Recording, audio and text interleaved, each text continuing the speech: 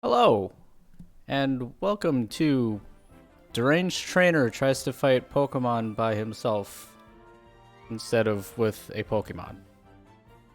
Um, what am I doing today? I felt like going through the entire Pokedex of the new Scarlet and Violet games. This is mostly because I'm probably not going to buy the games and play them myself.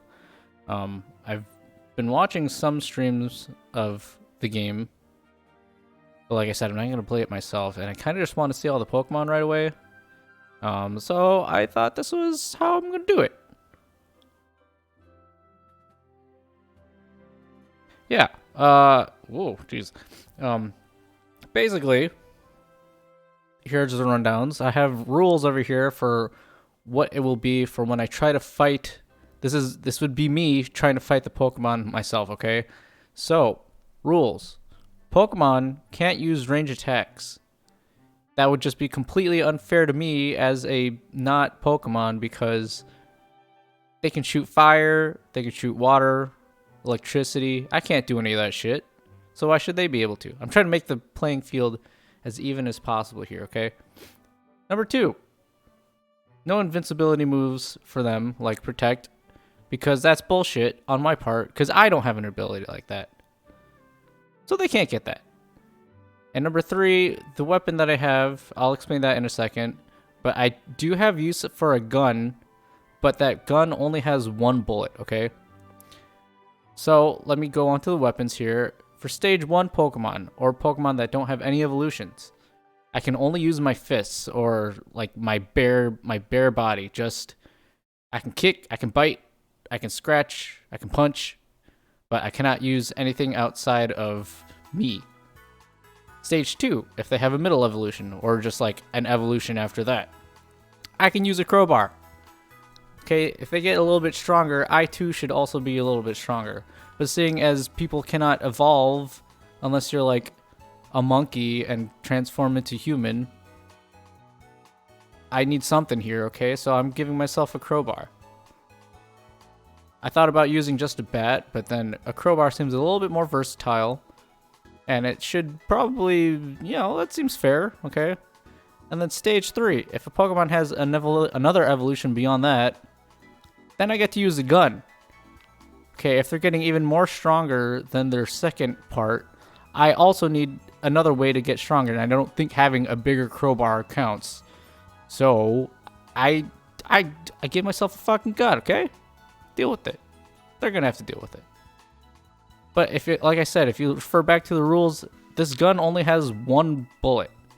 And if we're trying to be particular about what kind of gun it is, I decided to use a Desert Eagle because, I don't know, sometimes level 3 evolutions of Pokemon are really scary and I need something that appropriately scales my power, okay? So that being said, oh, I should also say, massive fucking spoilers for anyone who's in the middle of the game or people that are planning on trying to play the game later, because I'm going to go through every single new Pokemon within Scarlet and Violet. So if you don't want to be spoiled on that, you should probably not watch this, okay? Okay, good. I will also preface this by saying I have seen some of the new Pokemon, so not every single one of these will be completely new to me, just because I have gotten some sneak peeks of them from either leaks from a few weeks ago or, just watching a couple streams. But for the most part, like 90% of them are new. Also, I've probably by now forgotten what some of the ones that I saw that were leaked looked like anyway, so I might as well just be seeing these for the first time. Okay. The first one. The one that I see everybody has been fawning over as the starter that they all love. Sprigatito. A cat. Green cat. Personally, out of the 3 starters, I also like this thing because it's super cute. That being said, do I think I could take it in a fight? Yes, easily. It's just a tiny cat. I'm sure even in real life, most people can fight this thing. Look, here we go. We'll go down with the stats too. We have a classification. It's only a foot. It's only 9 pounds. I can lift that with one hand. I could chuck that guy across the room and he would be a splatter on the wall. A very cute splatter, but it would become a splatter nonetheless. Next, its evolution. Florigato. Flower cat? These are very literal translations. Oh yeah, also the website that I'm using here to see all this is cerebi.net, because this usually tends to be the most complete, like, I guess you could call compendium of information regarding Pokemon games. Kind of wish they had the shiny sprites or, you know, pictures as well, but we'll make do with what we got. They'll probably add it eventually when data miners or whoever gets through the game. Anyways, the middle evolution. Looks a little bit more menacing, but it probably hasn't gotten that much bigger. Yeah, 2 feet. Take a crowbar to it, thing's gone. I do like... Well,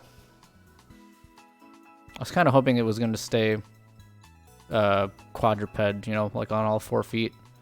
But it seems to be very quickly going the way of Litten and Incineroar, so... But overall, you know, as far as second evolutions go, it doesn't look that bad. But I would kill it with a crowbar, yes. Meowscarada. Oh. It kind of looks weird. Is it supposed to be... Were the final evolutions for this generation also based off of like a grouping? Because I know for the past few generations they've kind of been doing that. Like, what is it? Samurai, obviously. The grass one was like a knight, and then you have the firecaster in Delphox. So when I get to see what the other two look like, I guess I could see what that is. Let's see, 4 feet, 68 pounds. I should probably read what their like flavor text is to see what they say. This Pokemon uses a reflective fur lining in its cape to camouflage the stem of its flower, creating the illusion that the flower is floating. With skillful misdirection, it rigs foes with pollen-packed flower bombs. Meowscarada sets off the bombs before its foes realize what's going on. So this guy basically creates invisible pipe bombs. I think the fact that it turns... Well, actually, I don't know if it turns invisible or if the weapons that it uses only turn invisible. If this could turn invisible, then hitting it with a gun obviously would be pretty hard. I would say this is like an even fight. But if I get sights on it and I get that one shot and it's dead. Next, Fuecoco. The little app. Is he supposed to be an apple? I don't know. I like this guy though. He kind of reminds me of Totodile, obviously, because of the whole crocodile thing. But yeah, I could probably punt this guy with my foot. Let's see. It lies on warm rocks and uses the heat absorbed by its square-shaped scales to create fire energy. Its flame sac is small, so energy is always leaking out. The energy is released from the dent atop Fuecoco's head and flickers to and fro. Oh, this is so it's supposed to be like Charmander's flame, but on top of his head. Let's see. Crocalor. Oh, kind of looks like it has an afro or a bird's nest with an egg on top of it. 3'3", 67 pounds. Okay, that thing might put up a fight. Seems like it's pretty dense. But if it's splayed out on the ground like that, I feel like the crowbar could do some damage to it. What's its flavor text? The combination of Crocalor's fire energy and overflowing vitality has caused an egg-shaped fireball to appear on the Pokemon's head. The valve in Crocalor's flame sac is closely connected to its vocal cords. This Pokemon utters a guttural cry and spews flames every which way. So assuming, oh damn, its final evolution looks kind of menacing. I don't know if there's like similar animals that are that size. It's not that heavy, so yeah, the crowbar would win. Skeledirge. Oh, this thing looks pretty rad. It's very polygonal in its design here. I like it. I like the crocodile Pokemon that we have in these series. Let's see how big it is. 5 feet. Okay, that's pretty big. 700 pounds. See, this guy is a unit. Seeing as real life crocodiles, I don't think would die to a single shot unless it was like through the eye into the brain. I'm gonna say no. I would probably lose a fight to this thing. Let's see what it says. Fiery bird. Fiery bird? Huh? What bird? Oh, it is like. So I was right. It is. Oh, I see. The thing on its nose actually is the shape of a bird. So it was a nest. I see. The fire bird changes shape when Skeledirge sings. Rumor has it that the bird was born when the fireball on Skeledirge's head gained a soul. It's actually two Pokemon in one, kind of like Kangaskhan. Skeledirge's gentle singing soothes the soul of all that hear it. It burns its enemies to a crisp with flames of over 5,400 degrees Fahrenheit. Yeah, good thing I said that they can't use fire or any range attacks, because that would definitely kill me. Okay, next. Also, I'm playing the OST in the background. Although I don't really play the games anymore, the music always tends to be pretty good. So, yes, the Alphonse duck, Quaxley, cute thing. Could definitely punch it to oblivion. This Pokemon migrated to Paldea from distant lands long ago. The gel secured by its feathers repair water and grime. So is its hair supposed to be like hair care product? Strong legs let it easily swim around in even fast-flowing rivers. It likes to keep things tidy and is prone to overthinking things. Much like overthinking how it could take me in a fight when I punch its stupid head in. Quaxwell. Middle evolution. Okay. The other thing is, okay, is this actually the shiny sprite? Because the coloration here looks like it's reversed, so I can't actually tell what's going on. Unless it's just the weird, like, saturation issue that they had in the 3D games. Because I know the 3D models tended to look a little bit more washed out just because, at least for the 3DS, the colors were, like, not true to what the 2D illustrations were, so I don't know. How big is this thing? 3 feet, 47 pounds. I could fight that with a crowbar easily. Yeah, I'd beat that. These Pokemon constantly run through shallow waters to train their legs, then compete with each other to see which of them kicks most gracefully. Hardworking Craxwell observes people and Pokemon from various regions and incorporates their movements into its own dance routines. It's a dancer Pokemon, I see.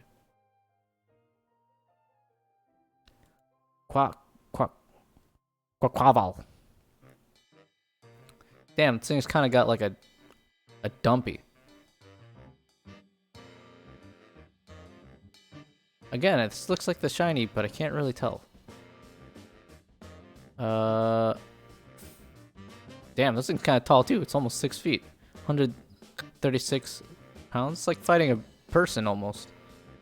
Let's see what it says. Single kick from Quaquaval can send a truck rolling. So that probably means this thing would kill me unless I manage to shoot it first. And that's assuming I don't miss a bullet. This Pokemon uses its powerful legs to perform striking dances from far-off lands, dancing in ways that evoke faraway places. This Pokemon mesmerizes all that see it. Flourishes of its decorative water feathers slice into its foes. Seems kind of like they took Grovyle and then turned it into a water duck. Neat. Lechonk. Oh, I like this guy. Okay, I'm pretty sure this is the shiny sprite then. I see. Ooh.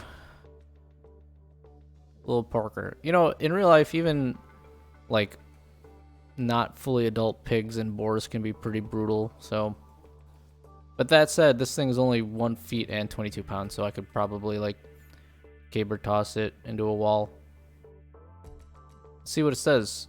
Searches for food all day. It possesses a keen sense of smell, but doesn't use it for anything other than foraging. This Pokemon spurns all but the finest of foods. Its body gives off an herb-like scent that bug Pokemon detest. I see. They really took Spoink, gave it hind legs, and then removed its pearl. I like its name though.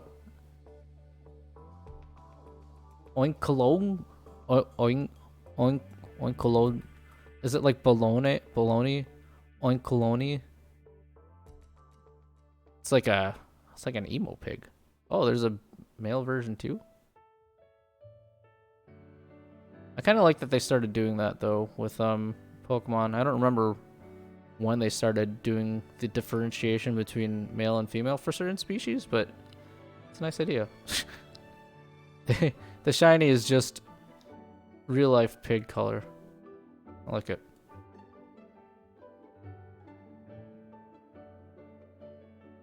How big is it? 3 feet, 264 pounds. I mean, real life pigs get bigger than that. I'm pretty sure you could kill them with a gun. So, I'm gonna say that I would win that fight. Oh, wait, no. This is only the second evolution. This is when I have the crowbar. Yeah, you can fight that with a crowbar. It'd probably take some damage, but I could fight it with a crowbar. Uncle is proud of his fine glossy skin and it emits a concentrated scent from the tip of its tail and entrances female Pokemon with a sweet, alluring scent that wafts from all over its body. This Pokemon sends a flower-like scent wafting blah blah blah blah. Okay, so the one with the emo haircut's the male, and then the one with the split ends tail is the female. I see. I'm gonna give that a win for me. Oh! Dunsparce finally got an evolution? It doesn't look that much different from regular Dunsparce.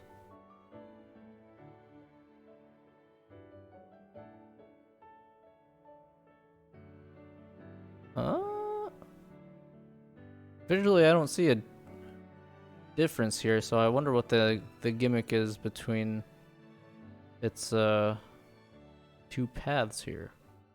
Unless I'm just misunderstanding what's going on here. I guess that did gain like an additional 2 segments to its body and another spike. The Dunsparce. The Dunsparce. How big is it? 11 feet? What the hell? That thing's a unit. Okay, definitely this would be the second evolution, right? So probably with a crowbar? Maybe. If it's just like long, because it's not that heavy for something that's 11 feet. It's like a big snake. Crowbar to the head, yeah. I could win that. This Pokemon uses hardtail to make its nest by boring holes into bedrock deep underground. The nest can reach lengths of over 6 miles. Drives enemies out of its nest by sucking in enough air to fill its long, narrow lungs and then releasing the air in an intense blast. Well, too bad you can't use ranged moves, buddy. Here's a crowbar.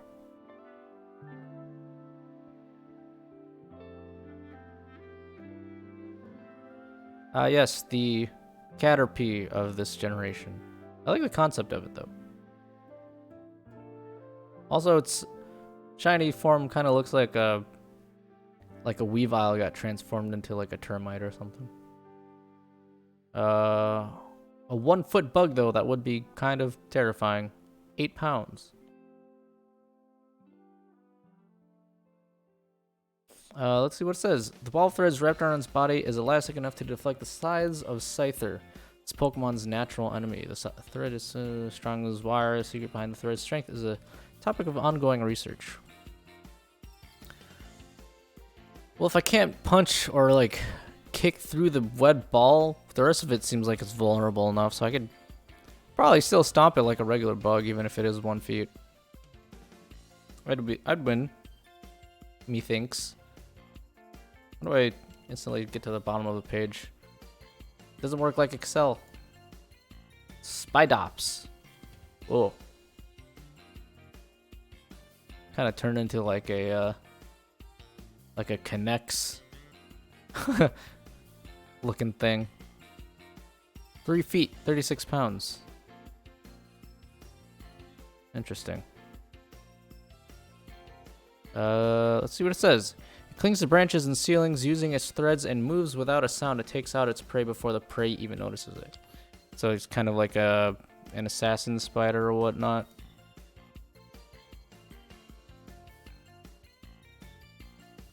But with a crowbar, I mean, yeah, still a bug. If it's just like a exoskeleton, pretty sure Steel crowbar wins. GG. Nimble. Another bug.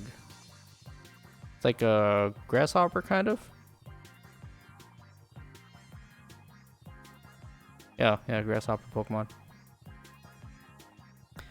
Has a third set of legs folded up when it's in a tough spot. This Pokemon jumps over 30 feet using the strength of its legs. It's highly skilled at a fighting style in which it uses jumping capabilities to dodge incoming attacks while also dealing damage to opponents. It's the only bug that's turned into bug fighting, I guess.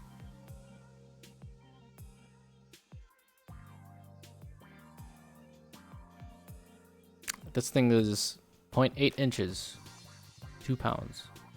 That's pretty heavy for something that small, though. Oh wait, 8 inches. I'm dumb. 8 inches, 2 pounds? That's a still pretty sizable bug. But it would not overcome the bottom of my foot. There we go. Low kicks. It's like a Kamen Rider mecha. Interesting. This feels more like Digimon to me than a Pokemon. But there have already been several ones in past generations that I also felt the same way about. Still a grass. Oh, it's Bug and Dark. Interesting. Let's see what it says. When it decides to fight all out, it stands on its previously folded legs, enters showdown mode. It neutralizes enemies in short order. It uses normally folded third legs set of legs. When in showdown mode, this places a huge burden on its body, so it can't stay in this mode for long. Imagine if real-life grasshoppers could just suddenly stand up on their hind legs. That would kind of be scary to see. 3 feet and 38 pounds. It is still small, though. And light. Crowbar wins. I think I would beat it. Next. Whoa. Oh, it's a dung beetle. It's about time that they made a Pokemon based off of that. Seems like there's a lot of bug Pokemon in this generation, huh? Rolling Pokemon. Ooh, that's how you evolve it. I also really like how they're able to come up with different gimmicks for how to evolve Pokemon to this day. Definitely cool. The evolution looks interesting. This Pokemon creates a mud ball by mixing sand and dirt with psychic energy. It treasures its mud ball more than its own life. Huh.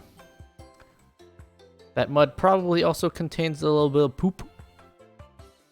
Because fecal funny, but that said, it's still only 8 inches. Squished. I like the gold ball there, though. That's a pretty cool shiny. Rabska. Oh, it turns into like a golden scarab beetle. It's holding the Eye of Sauron. But it is a bug, so I would win with a crowbar easily. The body that supports the ball barely moves, therefore it's thought that the true body of this Pokemon is actually inside of the ball. Ah yes, a Wobbuffet or Giraffe rig situation. An infant sleeps inside the ball. Rabska rolls a ball soothingly with its legs to ensure the infant sleeps comfortably. I feel like this is the first Pokedex entry that the details are completely different. Interesting.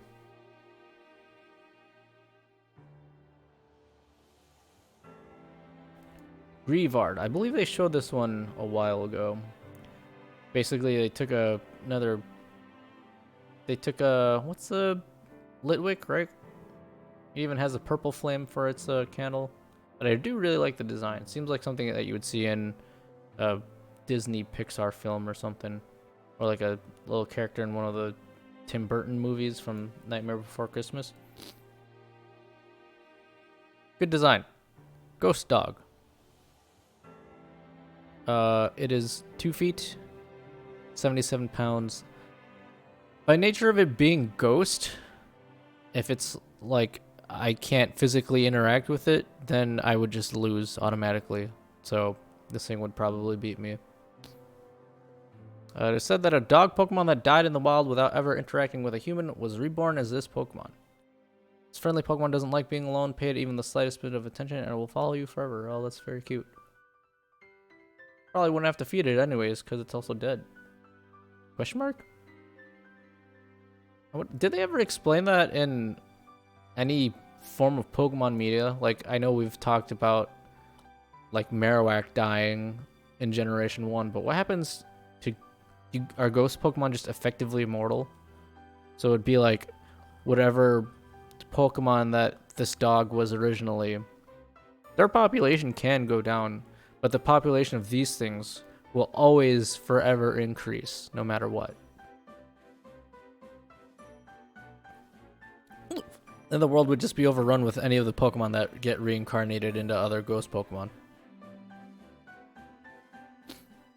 Houndstone.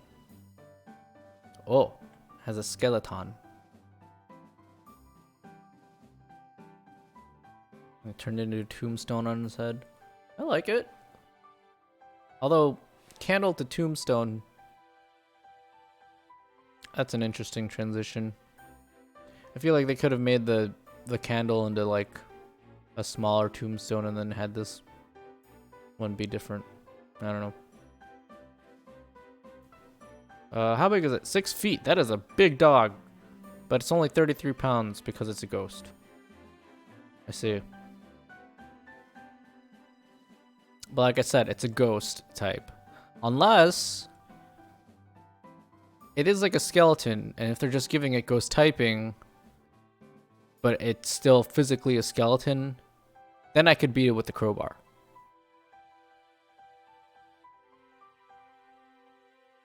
But it is also a dog, and those are kind of fast, so I'm going to call this one a wash. Houndstone spends most of its time sleeping in graveyards. Among all the dog Pokemon, this one is most loyal to its master. The lovingly mourned Pokemon was reborn as Houndstone. It doesn't like anyone touching the protuberance atop its head. Protuberance, that's a new word. Is that another word for tombstone? Or protrusion? Flittle. Fairy type? Psychic. What is this supposed to be? A frill Pokemon, that's it. Kind of looks like the baby form of Chimecho. I think it was called like Chimeling or something? Chingling? 8 inches, 3 pounds. Definitely squished. Flittle's toes levitate about half an inch above the ground because of the psychic power emitted from the frills on the Pokemon's belly. Spends its time running around wastelands. If anyone steals its beloved berries, it will chase them down and exact its revenge. Nah, I'd kill it. Espathra. Oh. That thing turns into a flamingo, eh?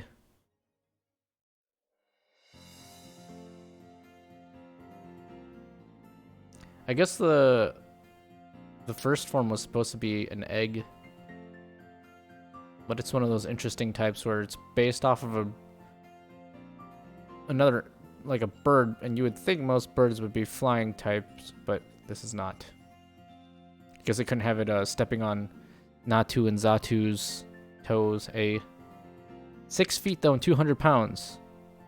Do not know if I could beat that with a crowbar. Maybe not. Seems like it'd be a little resilient. Probably like a real life ostrich. It immobilizes opponents by bathing them in psychic power from its large eyes. Despite its appearance, it has a vicious temperament. From psychic power from the gaps between its multicolored frills and sprints at speeds greater than 120 miles per hour. Yeah, okay. This thing would probably kill me. It's like I don't think I could... That's hard. Could I beat an ostrich in real life with a crowbar? Maybe. You'd have to catch it in a surprise attack. Also has like a funny hairdo. Next, oh, the evolution for Giraffe Rig. I actually like how this looks. It's like its tail just migrated to its head and acted as a hoodie for it. For Rig Giraffe. They just inverted its name pretty much. 10 feet, 352 pounds. This would be a second evolution. If I were to fight this, I'd have to take swings at its legs until it fell down. Kind of like the strategies that lions use to not fight, hunt real giraffes. Now that the brainwaves from the head and tail are synced up, the psychic power of this Pokemon is 10 times stronger than giraffe rigs. The hardened head from the tail protects the head of the main body's Farigiraf giraffe rig. Would it be Farigiraf then? Since it's giraffe farig? I don't know. Whips its head around to headbutt enemies. Have you seen videos of giraffes trying to fight each other over territorial disputes? Kind of funny, but at the same time, it would probably be pretty devastating to get hit dead on by one of those. Especially if this thing essentially just has a metal wrecking ball at the end of it. Yeah. I'm gonna say no, I would not be able to beat this thing with a crowbar. Next, Wiglet. Is this just a funny frame that they captured this on? Or as its eyes like half closed like that? Like it's just done with life. Also, when I look at this, it's kind of like, if you don't view the nose part as a nose, but look at it as a mouth instead, it looks like it's just going, ah! I like the shiny form of it though. Good color. Garden eel. 3 feet. Is that just the part of its body that's starting to protrude out of the ground? Because in the past, there's always been those fan arts of Diglets underneath that are like just gargantuan monsters or like eldritch horrors, and we only see like the tiny part of their actual body sticking out. So if it's like one of those, then I would lose. But if it's just this by itself and I could pluck it out of the ground with my hands, then yes. Assuming that this thing is also... Well, it's not an evolution of Diglett, it's just like a weird regional variety, sort of. Oh wait, I want to see what it says. Pokemon pick up the scent of a Veluza. I don't know what a Veluza is. Is it another Pokemon? Though it looks like Diglett, Wiglet is an entirely different species, although the scientists that named this thing were much too lazy and only changed one letter. The resemblance seems to be a bit of a coincidental result of environmental adaptation. Wug Trio. Even for its evolution, they just changed one letter. I do like it though, although I kind of wish its evolution kept the gold and blue. Like, reversed. 3 feet, 11 pounds. Also, since they're pretty much stationary, yes, a crowbar would destroy these things. Although, compared to Doug Trio, that doesn't have angry eyebrows, so they must be more docile. It's only water type as well. It has a vicious temperament. Well, and I just said it didn't have angry eyebrows. Contrary to what its appearance may suggest, it wraps its long bodies around prey and then drags the prey into its den. Variety of fish Pokemon, Wug Trio was once considered to be an original form of Doug Trio. Yeah, no, I killed this thing. Next. Whoa, is this like a Wish Cache variant? It's like, the great fish in Legend of Zelda. I always forget what it's called. Big catfish. Just a water type. So it's only a single evolution. I gotta fight this thing with my bare fists. 39 feet, Jesus! It's like a... Not as big as a whale lord, but it's like a whalmer. I would not be able to fight this thing with my bare hands. No, I would lose. This Pokemon is a glutton, but it's bad at getting food. It teams up with a Tatsugiri to catch prey. I don't know what a Tatsugiri is.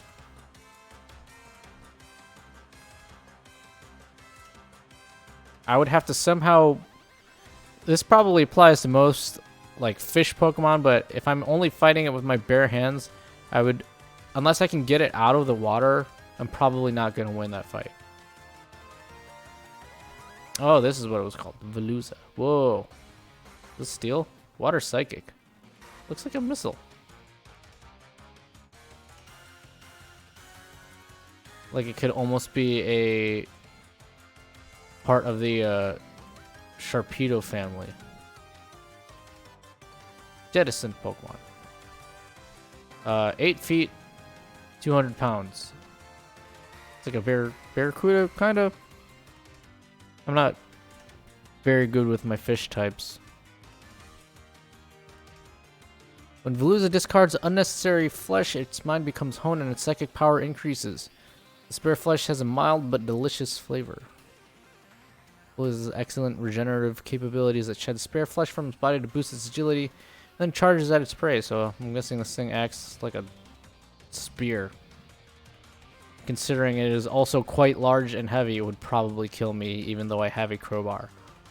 So unless I get it out in the open air, no. Finizen. Oh, this thing's cute.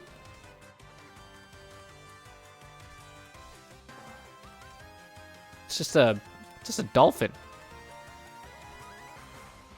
This seems like it could just be a mascot to like the packaging on food or something, or like any local aquarium, but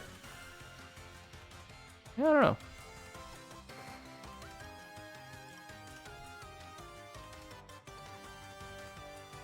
How big is it? 4 feet, 132 pounds. It's probably fast as hell in the water, since dolphins in real life are also really fast in the water, so. Likes playing with others of its kind, using the water ring on its tail. It uses ultrasonic waves to sense the emotions of other living creatures. Its water ring is made from seawater mixed with a sticky fluid that Finizen secretes from its blowhole.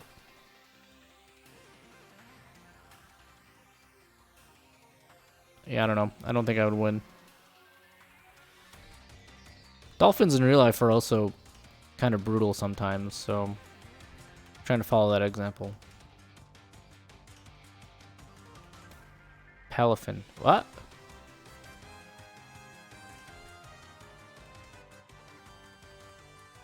So this was not an evolution of... Was this an evolution of the thing? Oh, yeah. That's an evolution. Oh, so this is the second evolution, and then this is an alternate form. I see.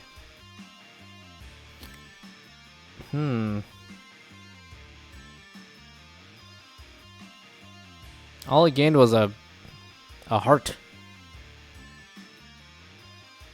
But it did get slightly bigger. 4 feet, 132 pounds. It'd still probably beat me. Let's see what it says. Oh, I guess I can look at its alternate form first. It became Giga Chad Dolphin. What a weird... what a weird Pokemon. It's almost like merchandise for some cartoon character where you can hold it by its tail and use it as like a sword or something. What's this even? Still dolphin. You'd think it'd have some weird classification for what it is. Okay, so it's dolphin form. This Pokemon changes its appearance if it hears allies calling for help. Palafin will never show anybody its moment of transformation. Physical capabilities are no different than Finizen's. But when its allies are in danger, it transforms and powers itself up. Interesting. It's kind of like the first Pokemon that has an evolution where it really doesn't change like at all visually, except for its alternate form. Interesting, interesting. This Pokemon's ancient genes have awakened. They haven't been washed for 5,000 years. It is now so extraordinarily strong that it can easily lift a cruise ship with one fin. Well, if that's what it says, then this thing would kill me. Hero of the Ocean swims at speed of 50 knots and saves drowning people and Pokemon. Neat concept for a Pokemon, though.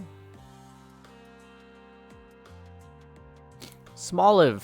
I like this thing. This is one of the ones that was revealed quite early on. Its shiny form, they just make it a black olive. 1 foot, 14 pounds. It's big for an olive, but if it says frail and fragile as an actual olive, I could squish it with my bare hands. Protects itself from enemies by emitting oil from the fruit on its head. This oil is bitter and astringent enough to make someone flinch. Somebody would end up eating this thing. This Pokemon converts nutrients into oil, which stores its fruit on the head. It can usually go a whole week without eating or drinking. Olive. So this is kind of like a. Is there another Pokemon that did that? I was gonna say Curlia, but it's more like a Blossom. Or Roserade is what I'm thinking of, I think. And Roselia. Cute design. 2 feet, 26 pounds. Yeah, I'd definitely kill it with a crowbar. The olive shares its tasty, fresh scented oil with others. The species has coexisted with humans since times long gone. It basks in the sun to its heart content. I'm starting to lose my ability to speak. Until the fruits on its head ripen. After that, Olive departs from human semblance and goes on a journey to catch all humans.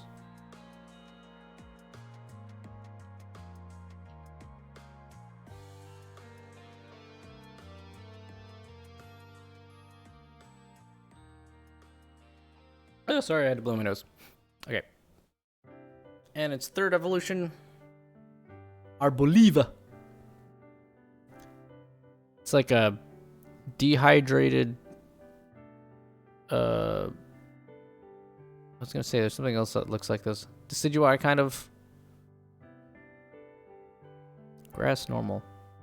Interesting typing. How big is this thing? 4 feet, 106 pounds. This thing doesn't seem like it's that mobile. And I have a gun. So yes, I would probably be able to beat it with a gun. This calm Pokemon is very compassionate. It shares its delicious nutrient-rich oil with weakened Pokemon. Pokemon drives back enemies by launching its rich aromatic oil at them with enough force to smash a boulder. Well, in that case, then I said no range attacks, so I would be able to beat this thing. Is that too harsh of a rule for third evolutions? If I suddenly gain a range attack, but they can't? No. Because most Pokemon would be able to use a ranged attack that would kill me instantly, so I should get the handicap in the situation. Capsicid. It is a Kappa. Can't tell if its eyes are like hollow or if they're just large and beady.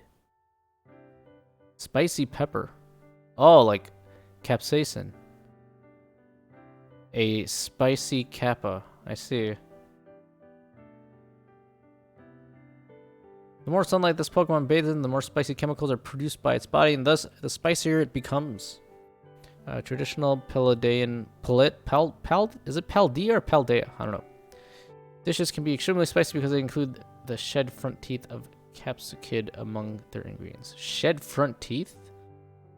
Oh, I see. Its shiny form over here looks like a bird. How big is it? 1 foot? Yeah, I'd still be able to squish it. This generation also seems to like basing their Pokemon off of food. Scovillain. That's a great name. That would just be a great name for not even a Pokemon, just any evil villain based off of peppers. Grass fire. Oh, first. Is this the first grass fire type? I mean, my knowledge of Pokemon drops off steeply after Gen 5. So I don't really know all of the Pokemon that have existed since then. Especially because I haven't played the games. But I don't recall anything having dual typing of grass and fire. Kind of cool that they actually did that.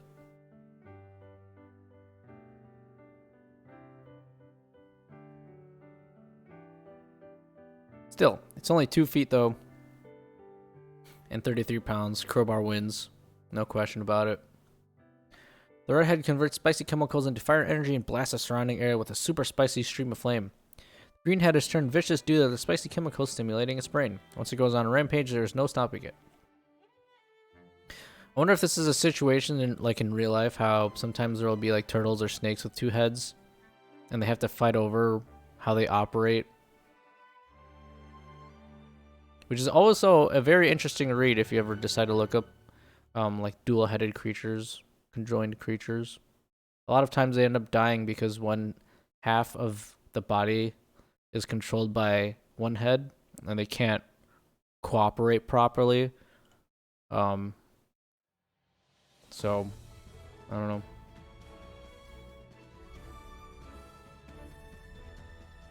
Tadbulb. Aha!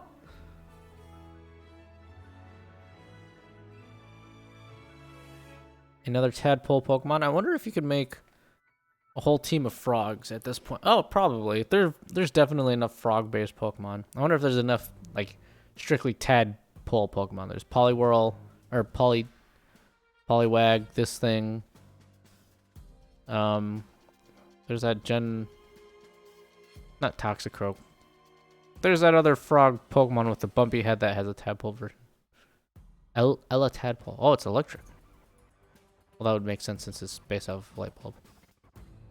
1 foot though, and only 0.9 pounds. If it's also hollow like a real light bulb, I could pick it up and throw it against the wall, and then it would pop. Tadbulb shakes its tail to generate electricity. If it senses danger, it will make its head blink on and off to alert its allies. While it's using the electricity stored in its body, when thunderclouds are around, Tadbulb will float higher off the ground. So it's based off of a frog water type, but it's only land based. More like a toad.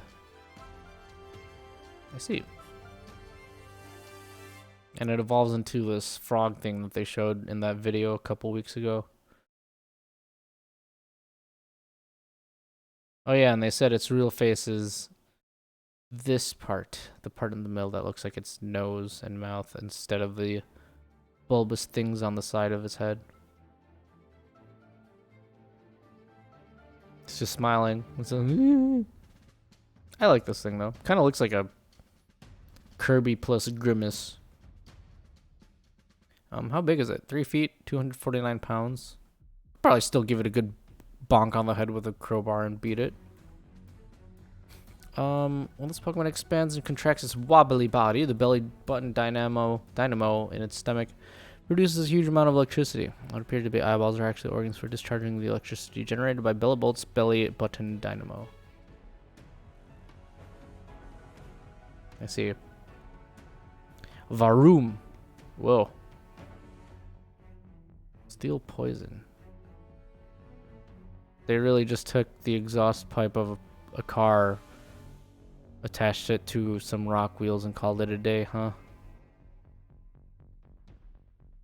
It's Pokemon's first social commentary on the state of pollution in the form of a Pokemon. Maybe not. You have like Grimer and Troubadour. You can make a whole team based off of pollution Pokemon at this point. How big is it? 3 feet, 77 pounds. I feel like I'd have trouble fighting rock type and ground type Pokemon also, or in steel, since their bodies are just naturally hard. Until I get to use a crowbar. The only thing I can think of to be able to fight this thing with my bare hands would be to chuck it off of a high top, like mountain or cliff, and then have it shatter when it hits the ground. It is said that this Pokemon was born when an unknown poison Pokemon entered an inspirited engine left at a scrap processing factory.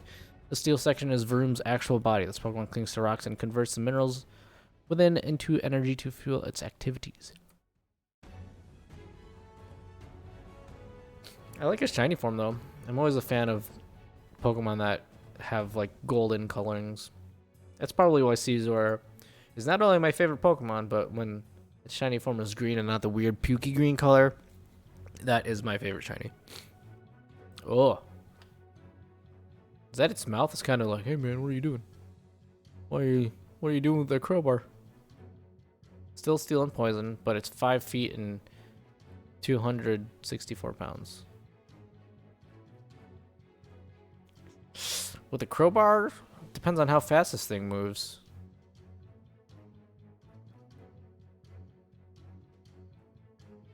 Anything that naturally has wheels, I'm going to assume moves pretty fast, especially since this thing is just literally an engine. So I think my trouble of fighting this would be being able to land the hit. But if I got to be stationary, then a couple whacks with a crowbar I think could take it out. It creates a gas of poison and myrtles from rocks and then detonates the gas in its cylinders, now numbering 8, to generate energy. Reverum viciously threatens others with the sound of its exhaust. It's compensating. I see. Sticks its tongue out from its cylindrical mouth, and sprays toxic fluids. I thought I was going to say it spews toxic insults. Orthworm. There's a lot of Pokemon in this generation that also have like really derpy faces. I guess that's why they finally decided to give Dunsparce an evolution too. This thing looks quite thick though. 8 feet, 683 pounds. Yeah, there's no way I'm fighting this thing. And it's steel type.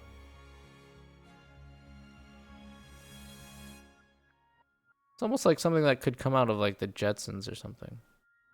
Like it looks very, very cartoony compared to other Pokemon. How heavy? Oh, 600. Yeah. Can't fight that thing with your bare hands. You crazy? When attacked, this Pokemon will wield the tendrils on its body like fists and pelt the opponent with a storm of punches. Excuse me? Arms are supposed to come out of the holes on the side of its body? I guess this is based off of like a subway train then? It kind of has the shape of like a bullet train. I could see that. Was not... I need to see a video of how this thing fights with its animations and its model. I'm imagining like regular human biceps and hands coming out of it and just being incredibly fucking cursed. In which case it would probably suffocate me. This Pokemon lives in arid deserts and maintains its metal body by consuming iron from the soul. Yeah, no, I lose to this. Tandemaus. Oh, it's another twofer. The heck? These just look like some Sanrio plushies. They photoshopped some Sanrio plushies into the game and said, here you go, here's a new Pokemon. It is a normal type. Couple Pokemon. They're only 1 feet tall and 4 pounds, so I could probably, much like a real life plushie, tear them apart with my bare hands.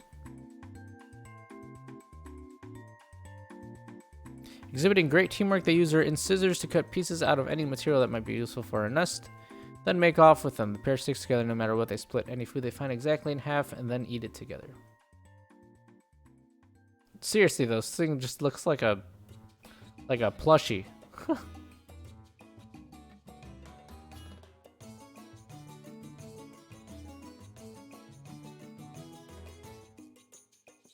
Mousehold. Oh, that's a pretty good name. Very punny names this generation as well.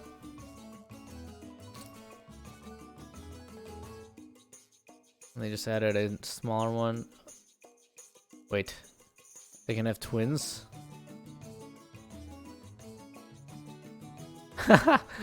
That's kind of an interesting thing for them to work into a Pokemon now.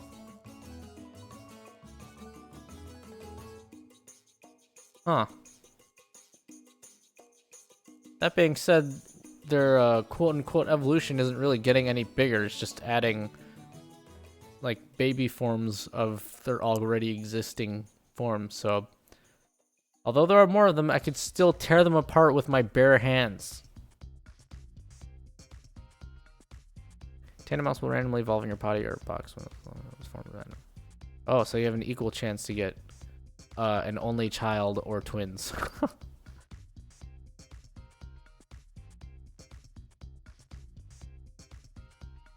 1 in 25 Tandemaus have a chance of evolving to a family of tree. I almost said.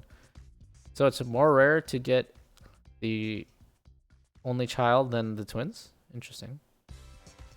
Let's see. They build huge nests with many rooms that are used for different purposes, such as eating and sleeping. Oh, this music. I'm jamming. That's a stanky bass. Well, let me turn that up a little bit.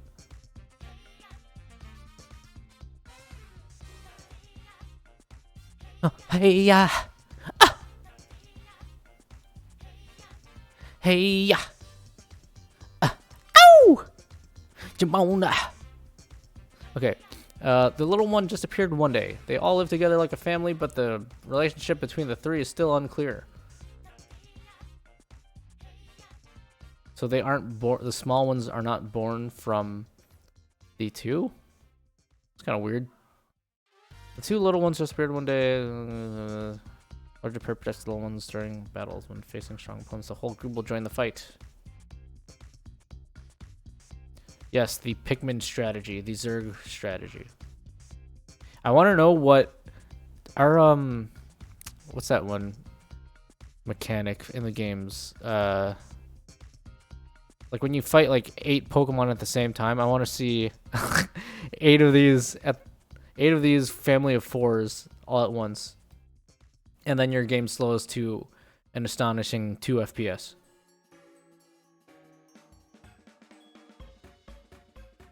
Citadel?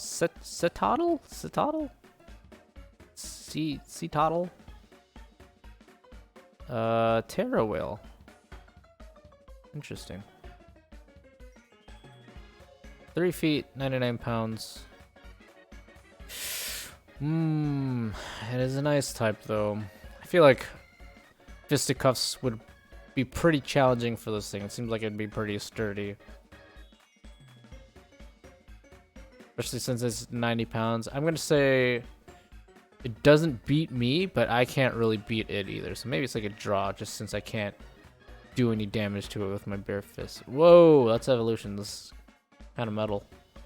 The species left the ocean and began living on land a very long time ago. It seems to be closely related to whaler. It lives in frigid regions of pods of 5 or so individuals that lives in minerals found in snow and ice. It's a Titan. Oh, its shiny form looks pretty cool though. It's just like a giant landmine.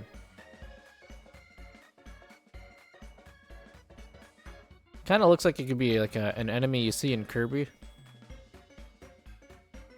Ooh, this is a big boy. 14 feet, 1,543 pounds. Yeah, not beating this with a crowbar, sorry. I could probably stab its eyeballs in with the tail end of the crowbar, but yeah, I'm probably not gonna beat this. This Pokemon wanders around snowy, icy areas. It protects its body with powerful muscles and a thick layer of fat under its skin. Ice energy builds up in the horn on its upper jaw, causing the horn to reach cryogenic temperatures that freeze its surroundings. Oh, stinking base again. Ooh! I'm down with this game's BGM.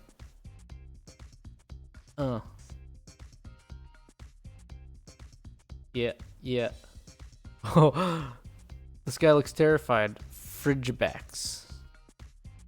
Ice fin Pokemon. It's only 1 feet. Oh, dragon type. Kind of cute though. It's like cute in like an ugly way. Kind of looks like it has the face of an old person. I wonder if this is going to be the pseudo legendary dragon of each generation. Frigibax absorbs heat through its dorsal fin and converts the heat into ice energy. The higher the temperature, the more energy Frigibax stores. This Pokemon lives in forests and craggy areas. Using the power of its dorsal fin, it cools the insides of its nest like a refrigerator. Oh. Ice Dragon. Kyurem was that type, I think, so not that weird. But yes, I think I could take it with my bare hands. Arctibax. Now it looks more like a dinosaur.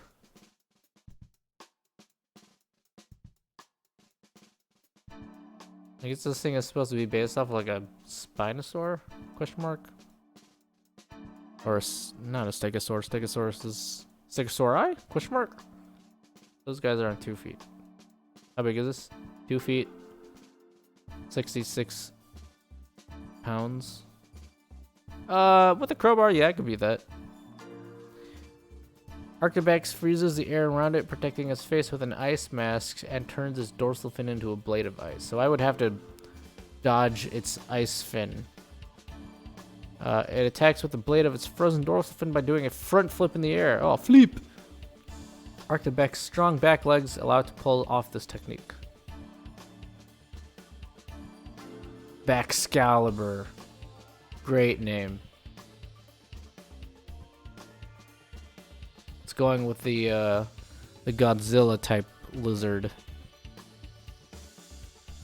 6 feet, 463 pounds.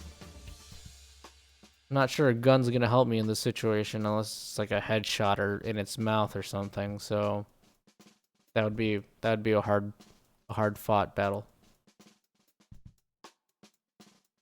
This Pokemon blasts cryogenic air out from its mouth, which it can't use against me. This air can instantly freeze even liquid hot lava. Interesting. Launches itself into battle by flipping upside down and spewing frigid air from its mouth. It finishes opponents off with its dorsal blade.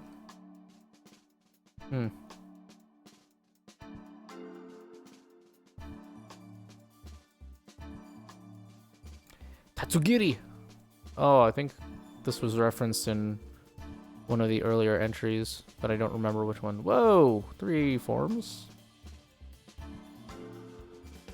They can sometimes stand up on stretch form, droopy form, and curly form.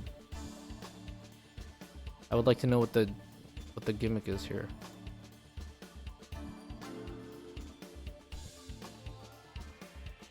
Mimicry Pokemon. Okay.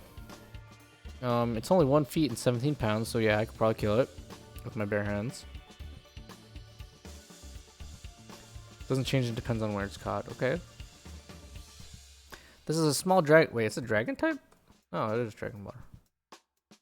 Small dragon Pokemon that lives inside the mouth of Dondozo to protect itself from enemies on the outside. Tatsugiri is an extremely cunning Pokemon that feigns weakness to lure and prey, then orders its partner to attack. The species' differing colors and patterns are apparently the result of Tatsugiri changing itself to suit the preferences of prey it lures in. This Pokemon tricks its opponents by playing dead. It's small and weak, but it uses smarts to survive. Bird Pokemon are its main prey. This Pokemon knows it's weak, so it hunts with a partner. It's one of the most intelligent dragon Pokemon. It camouflages itself by inflating its throat sac. Well, it's not going to save it from catching these hands. Cyclizar. Is that the evolution of the last one? Oh no, they didn't have evolution. Oh, this is the baby form of the legendaries.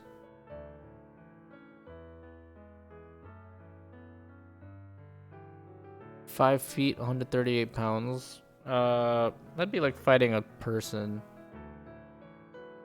And seeing how reptiles tend to be a little more sturdy than people, I'm gonna say I wouldn't win this fight.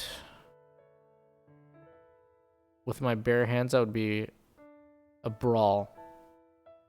Apparently, Cyclizar has been allowing people to ride on its back since ancient times. Depictions of this have been found in 10,000-year-old murals. It can sprint at over 70 miles an hour while carrying a human rider's body heat warms Cyclizar's back and lifts the Pokemon spirit. Yeah, it would be able to outrun me and score some hits. I cannot move at 70 miles an hour myself, so gotta give that one a hit. Palmy. Oh yes, the Pikachu rat of this generation. It's only 1 feet and 5 pounds though, so I could probably squish it. I like its shiny form though. As underdeveloped electric sacs on its cheek, these sacs can produce electricity only if Palmy rubs them furiously with the pads on its forepaws. The pads on his paws are electricity discharging organs. Palmy fires electricity from its forepaws while standing unsteadily on its hind legs. Oh, so that's its evolution will make it stand up. What the heck? Actual lyrics in a... I feel like I'm gonna get DMCA'd with that. Skip. Okay. It's got quite large, stumpy arms still. Does it get much bigger? Not really. It just pretty much stands up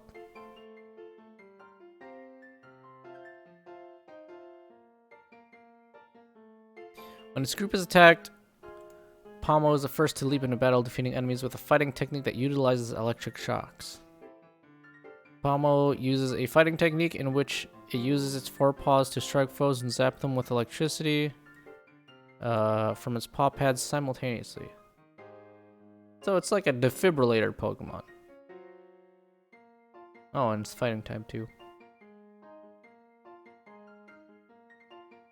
Oh. Crowbar. I mean, not crowbar. What the fuck was I talking? There's not a whole lot of difference between this and its middle evolution, is there? Visually, at least.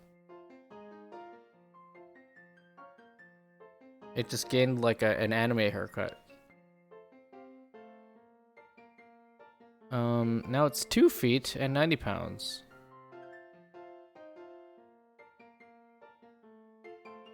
But I have a gun, so no, I would win.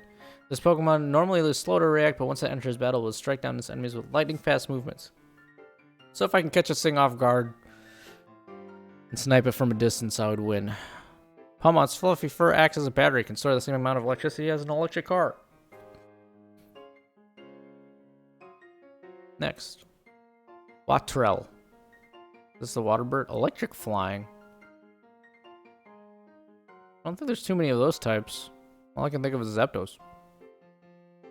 This thing's eyes are way bugging out of its head, though. Storm Petrel Pokemon. It's only 1 foot and 8 pounds. I could smush it. When its wings catch the wind, the bones within produce electricity. This Pokemon dives into the ocean, catching prey by electrocuting them. These Pokemon make their nests on coastal cliffs. The nests have a strange cackling texture, and they're a popular delicacy. Look at that. People even eat this. There haven't been a whole lot of mentions of people eating Pokemon in-game, aside from Magikarp, that I can think of, so...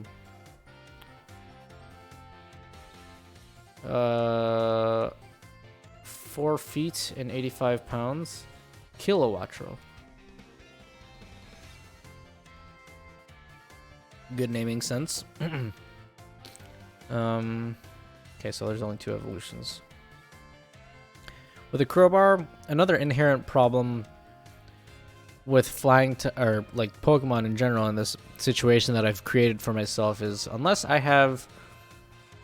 can throw the crowbar accurately and hit it out of the sky, or it becomes a stage 3 and I have the gun, and that also depends on me being able to land a single shot, which is incredibly difficult to do. I'm probably not going to be able to land a hit on it, which is the issue. So it'd probably slowly pick my brains apart on account of me being unable to hit this thing. Kilowattrel inflates its throat sac to amplify its electricity. While riding the wind, this Pokemon can fly over 430 miles an hour, not miles an hour, miles in a day. It uses its throat sac to store electricity generated by its wings. There's hardly any oil in its feathers, so it is a poor swimmer. So all I have to do is grab a hold of it and drown it. Gotcha.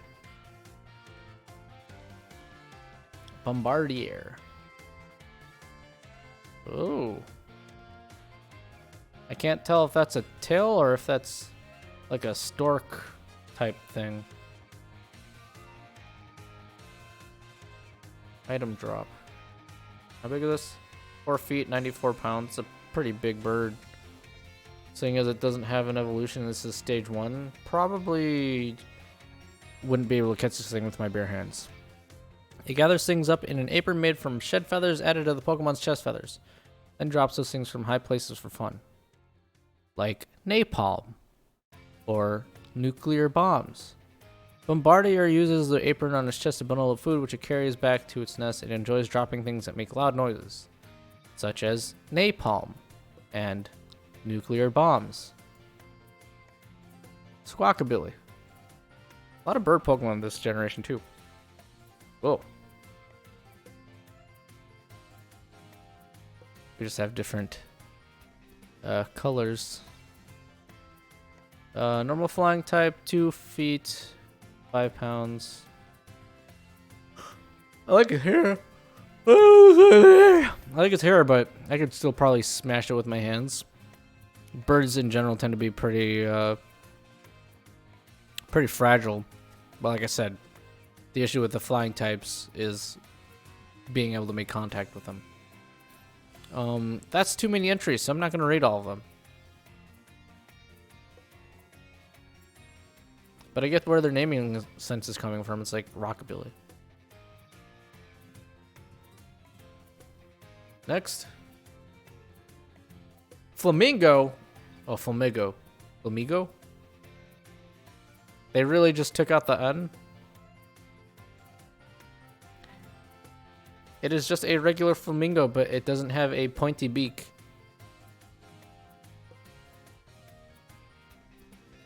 And its shiny form is the base form, but it didn't eat enough shrimp. This Pokemon apparently ties the base of its neck into a knot so that energy stored in its belly does not escape from its beak. What, is it gonna like throw up if it doesn't? Thanks to a behavior that is known as synchronizing, an entire flock of these Pokemon can attack simultaneously in perfect harmony. Well, I'm assuming that my fighting scenario here is one-on-one. That being said, it is also 5 feet tall, so... Do I think I could fight a flamingo in real life? Yeah. I'm gonna say I would be able to beat this thing. Cloth. Oh, this was what was teased as the Titan Pokemon, right? Its eyes are also just ambush Pokemon. 4 feet big, and it has 174 pounds. Rock type. Oh wait, was the flamingo a water flying type? Because if it's not, that would be surprising. Flying fighting, interesting. Not water.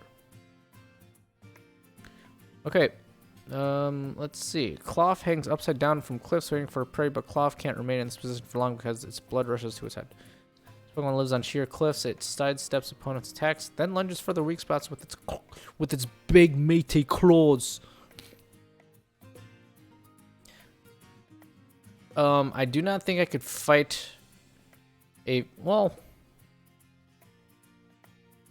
even if a crab were 4 feet tall, unless it were really fast and I wouldn't be able to avoid its claws, its big meaty claws, then that's how I would lose. But if I were able to get to behind this thing and grab it by like its legs, yeah, you could probably make a meal out of it. Its greatest enemy is garlic butter. Nacli, or NaCl, like salt.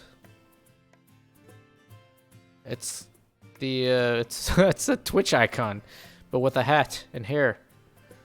Let's see, 1 foot tall, 35 pounds. But it's a rock. I would have to pick it up over my head and smash it into the ground several times. It was born in a layer of rock salt deep under the earth. The species was particularly treasured in the old days as it would share precious salt. The ground scrapes its body as it travels, causing it to leave salt behind. Salt is constantly being created and replenished inside Nacli's body. I did see that this has 3 evolutions, so let's see what the next one is. Naclistack. I don't really know how you're supposed to pronounce this, unless it's just Salt Stack. It's a Minecraft. Minecraft has first penetrated its way into Smash, and it's now in Pokemon. God damn you, Notch. 2 feet tall, but now it is a unit of 231 pounds. But I feel like Salt as a rock can come apart pretty easily, and I have a metal crowbar, so I think I could beat this thing. I don't think it would move all that fast. This Pokemon dry cures its prey by spraying salt all over them. The curing process steals away the water in the prey's body, so it mummifies you by dry cooming on you. Why did I say that? It compresses rock salt inside its body and shoots out hardened salt pellets with enough force to perforate an iron sheet. Well, you can't use range attacks, buddy, so sucks for you. Garganisalt. Oh, it is quite literally the iron golem in Minecraft, but made out of salt. Like, genuinely, you could take this model and then import it into Minecraft as an NPC, and I wouldn't have known that it was not native to Minecraft and that it was a Pokemon instead. 7 feet tall, though, and 529 pounds. Yeah, I don't think a gun or a crowbar is going to help me at this point. I mean, have you tried shooting a gun just into a giant boulder? Nothing happens, so I'm going to assume the same situation is here. Garganasalt will rub its fingertips together and sprinkle injured Pokemon with salt. Ow! Even severe wounds will promptly heal afterward. What? Is that how that works in real life? You can disinfect wounds by putting salt? I feel like that's just gonna really fucking hurt. Many Pokemon gather around Garganasalt, hoping to lick its mineral-rich salt. Like Goat.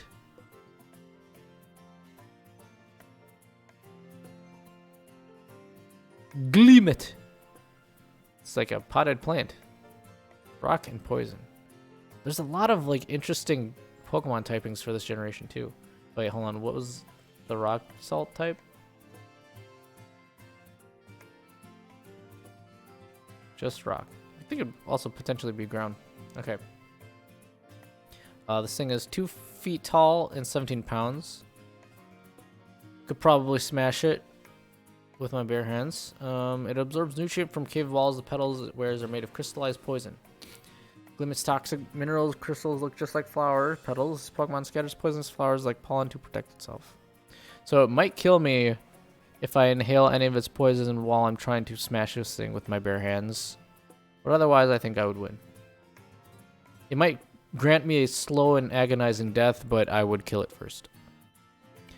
Glimora. It's kind of like Bagon, but without legs, and instead of a dragon type, it is a rock.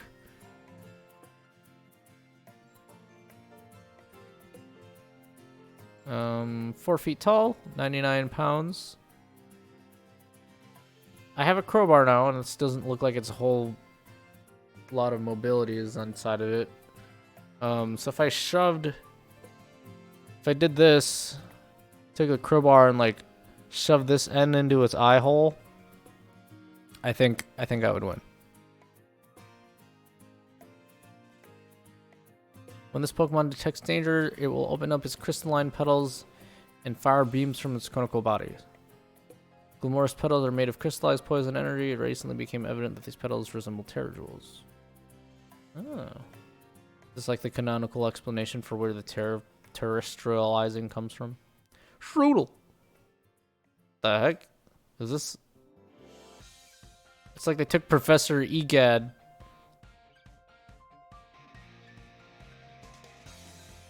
I don't know if this like bulbous thing at the end of it is its head, or if these two large green sections are actually eyes and it's kind of like looking at its nose. Toxic mouse. But it is only 8 inches tall. And 1.5 pounds. Yeah, I'd kill it with my hands. Though usually a mellow Pokemon, it will sink its sharp poison-soaked front teeth into any that anger it, causing paralysis in the object of its ire. So I would have to avoid getting bit. To keep enemies away from its territories, it paints markings on its nest using a poisonous liquid that has an acrid color. I still have not received an answer as to if this part is the eyeball or if its face is actually part of this. Otherwise, it kind of just looks like the upper half of a disembodied head with a tongue sticking out. Oh! Oh, it turns into this monkey thing. Oh, they revealed this earlier too. This is like the it's the monkey that has a long finger that picks bugs out of trees and stuff. Toxic monkey Pokemon. Hey, I meet a lot of those playing online competitive games. 2 feet and 60 pounds. I do think I could take a monkey that weighed that much or was that size in real life. So I think unless I get poisoned, which could very well happen with this thing since primates are fucking vicious animals, I wouldn't get out of the fight unscathed, but I have a crowbar and I also think I could still beat it with my bare hands. The color of this poisonous saliva depends on what the Pokemon eats. Graphify, oh, like graffiti, covers its finger in saliva and draws patterns on trees and forests. It'll kill you by giving you a wet willy. I'm gonna sneeze. Okay. Each Graphify paints its own individual pattern and will paint that same pattern over and over again throughout its life. Like the cool S.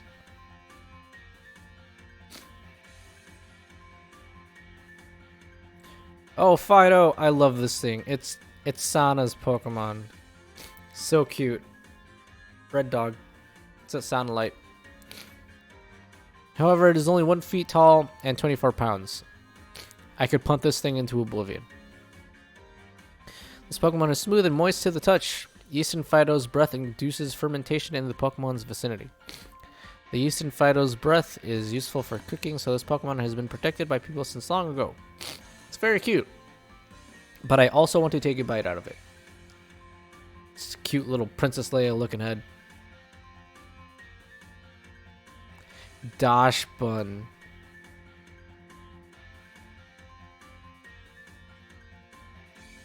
Oh, its Princess Leia buns turned into like little bread knots. I like that. This also looks like it could be the mascot of your local bakery. It's pretty small still though. 1 feet, 32 pounds. Yeah, I'm pretty sure Crowbar wins against a piece of bread, so I'm gonna give that W to me.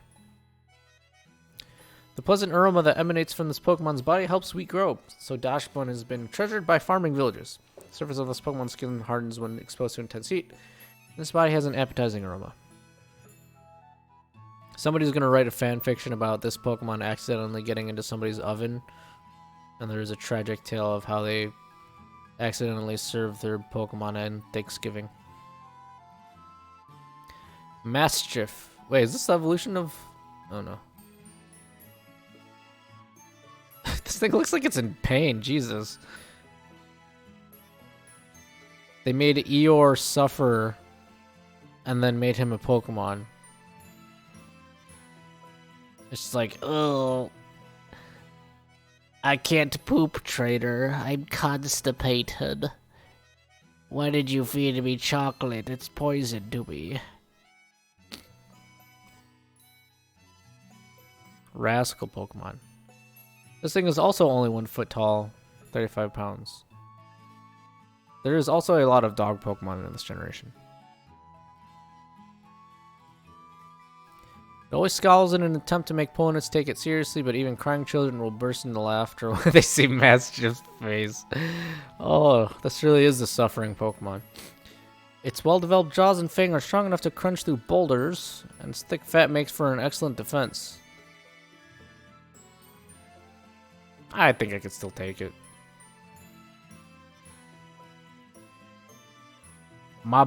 Mabostiff. Whoa. Now it's an angry, sad old man.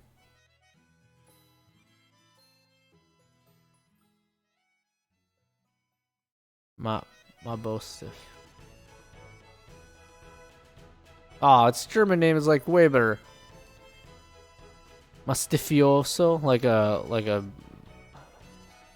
Mabostiff. Ah, I feel like this is a way better name, even in English. In Japanese is Mafatefu.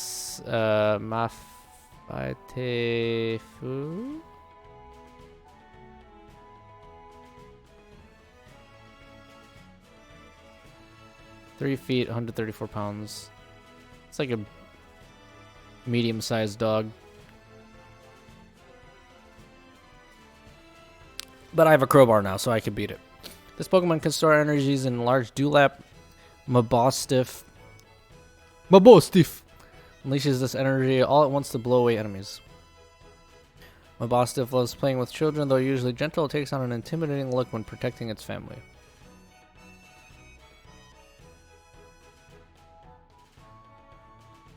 Bramlin. It is just a tumbleweed. Yeah, literally, tumbleweed Pokemon. 2 feet, only 1.3 pounds. It's a plant. I could tear this thing out of the ground easy. Soul unable to move. Oh, it's a ghost? Grass ghost. Interesting. Soul unable to move on to the afterlife was blown by the wind until it got tangled up with the dried grass and became a Pokemon. Not even Bramblin knows where it's headed as it tumbles across the wilderness, blown by the wind. The low's getting wet. Bramble gas. Ooh. It's more menacing, and it has like a creepy smile on its face. But I still don't think I would lose to it. I have a crowbar. Even if it is a tumbleweed that has some semblance of movement compared to other plants, I think I win. Still grass ghost. It will open the branches of its head to envelop its prey. Once it absorbs all life energy it needs, it expels the prey and discards it. Brambleghast wanders around arid regions on rare occasions. Mass outbreaks of these Pokemon will bury an entire town. That's kind of scary. A Gimmighoul. You know, I'm just trying to Gimmighoul here. Oh, it can come out of the chest. So its actual body is this little thing. It's just got like a little side smirk.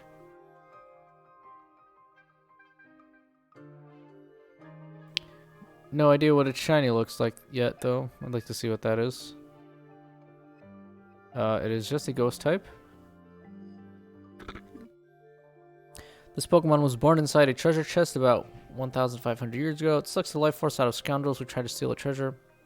Lives inside an old treasure chest. Sometimes it gets left in shop corners since no one realizes it's actually a Pokemon. This Pokemon was born from passion that seeped into a coin. Wanders apparently seeking to return to the treasure chest it once inhabited. It wanders around carrying an old coin on its back, surprised by draining the life force from humans who try to pick up its coin. It's gonna make me think twice about picking up quarters off the ground now. It was kind of about time, though, that they made a Pokemon based off of the classic Mimic, though. I'm glad that they've got around to doing that. Oh, how big was it? 1 foot and 11 pounds. Nah, I'd smash it. Goldango. What is a Gumby looking ass Pokemon? Coin entity. 3 feet tall and 66 pounds. I'd smash it with the crowbar. Its body seems to be made up of 1,000 coins. Its Pokemon gets along well with others, and it's quick to make friends with anybody. It is a sturdy body made up of stacked coins. Goldango overwhelms its enemies by firing coin after coin at them in quick succession. It's the coin shooting game from Smash, but as a Pokemon. Or I introduce it to its natural enemy, the Coin Star machine. I imagine that instead of taking this Pokemon to a vet, you would take it to the bank instead. Whoa! Oh, so this is Donphan's evolution? Great Tusk. Oh, that's kind of interesting that its name is kind of less of a proper name and more of a title? 7 feet tall and 705 pounds. Well, assuming this is the evolution of Donphan. Oh, maybe not. It's just another one of those odd regional variants, kind of. Yeah, definitely not taking this thing down with my bare hands. It would run me over and turn me into a pancake. This thing is rad looking, though. Definitely think it's cooler than the normal Donphan. Ground and fighting. Huh. Sightings of this Pokemon have occurred in recent years. The name Great Tusk was taken from a creature listed in a certain book. This creature resembles a mysterious Pokemon that, according to a paranormal magazine, has lived since ancient times. Is this? I wonder if this is one of the fossil Pokemon that you get for this game. Brute Bonnet. Again, a weird naming convention for this thing. I wonder if these are those Titan Pokemon that they kind of introduced in the trailers. Okay. It is Paradox Pokemon. Paradox? Was that a weird special classification they gave to this one too? Let me look. It is. Okay, so this is one of those weird boss fight situations. Oh yeah, because there was another Pokemon in one of the other generations that looked like this thing. I forget what it was called though.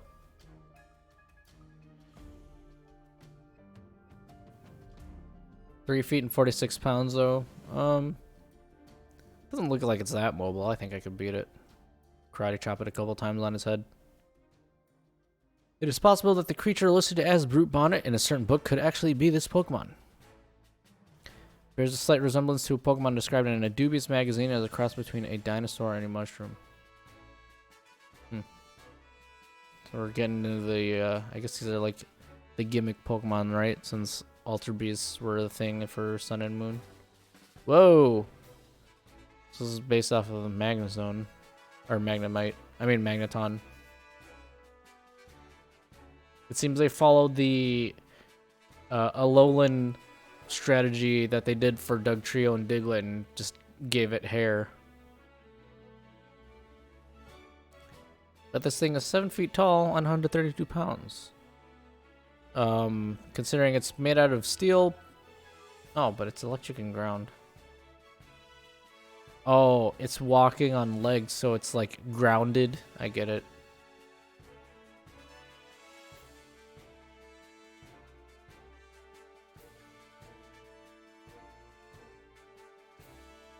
No records existed of this Pokemon being caught. Data is lacking, but the Pokemon's trait match up with a creature shown in an expedition journal. Slightly resembles a Magneton that lived for 10,000 years and was featured in an article in a paranormal magazine. Interesting. I like its shiny form, though. That looks really cool.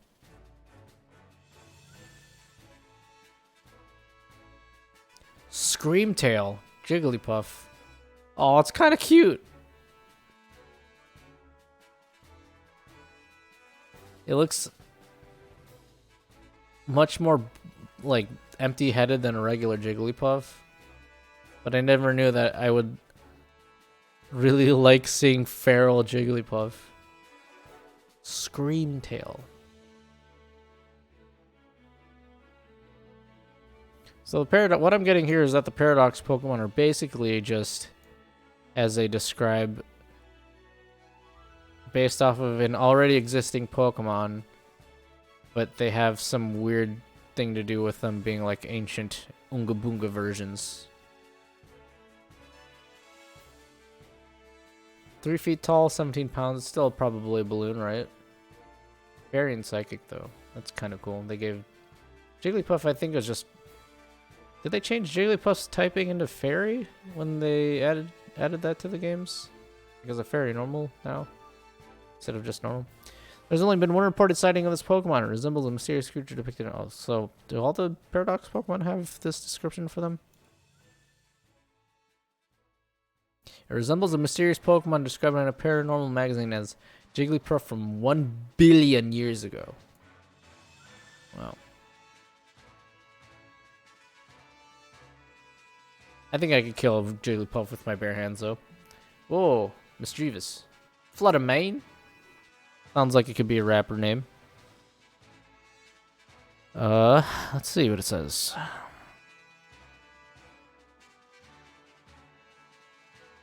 Four feet. It is a ghost type, so we're running into that situation with me being unable to properly interact with a spiritual body, so I'm gonna say I do not win this fight. Similar features to Ghostly Pterosaur that was covered in a Paranormal magazine, but two have very little else in common. It's kind of annoying that some of the entries directly mention what Pokemon they're based off of, but then the other ones don't. But I guess that's kind of just supposed to be like a, oh hey, you know, we don't need to spell it out for you. There's a lot more of these than I thought there would be too. Slitherwing. And this is supposed to be like Volcarona or whatever its larva form was that I forgot the name. I'm pretty sure this is just like regular Volcarona. Ah, but it's bug fighting, not fire type. 10 feet tall. Yeah, I'm not beating that thing. You kidding me? This mysterious Pokemon is some similarity. Okay, that's the same thing. Okay, so Pokemon somewhat resembles an ancient form of Volcarona that was introduced in a dubious magazine. Sure seems like this dubious magazine has gotten a lot of these things right. Whoa, Ho-Oh? Oh no, Salamence. It looks like Ho-Oh and Salamence did a fusion dance. At least its shiny form does. Shiny form looks rad. Damn, that's cool.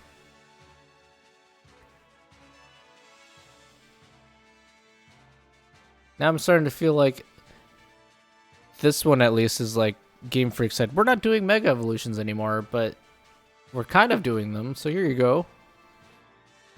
6 feet tall, 837 pounds. Now this thing would kick my ass.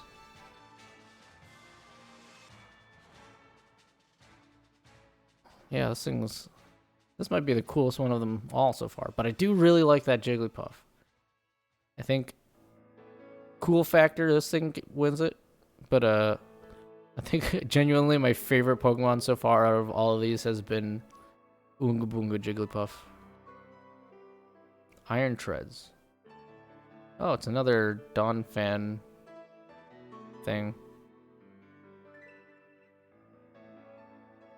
I guess Donphan is kind of the only wheel-based Pokemon that I can think of from previous generations, so it would make sense why they gave a little extra attention to it, considering that the whole thing for this thing is like motorcycles. They should have made its shiny super bright chrome or gold, in my opinion, but it still looks cool. Crowned in steel. 2 feet. 529 pounds. I don't think my bare hands would do much to like a regular tire, so I'm gonna say I do not win this fight. Let's see what's next. Iron Moth. Oh, another thing for Volcarona. Oh, so I see. So there was like the past and future versions of Volcarona and Donphan as well. Okay.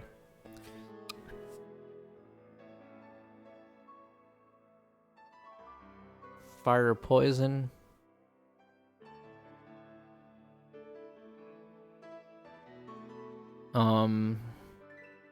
It looks like it's made out of metal, but since they're saying it's not, I feel like I could take it with my bare hands.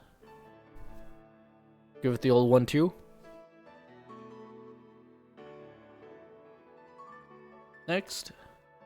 Iron Hands. Oh, Hariyama. Whoa. These are getting weird.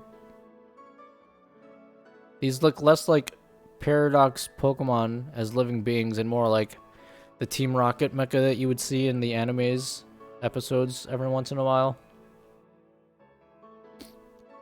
5 feet tall, almost 6 feet tall, 800 pounds. Now I'm losing to this. 100%.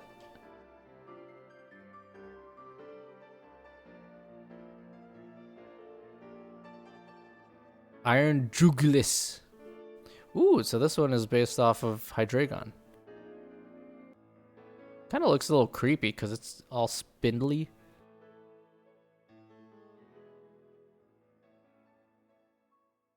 Mm, 4 feet tall, 244 pounds. Also, probably not going to be able to fight this thing with my bare hands. Resembles a certain Pokemon. Blah blah blah blah. So that's the same. What is a Jugulis? Like jugular? Iron Thorns. Whoa, or Tyranitar.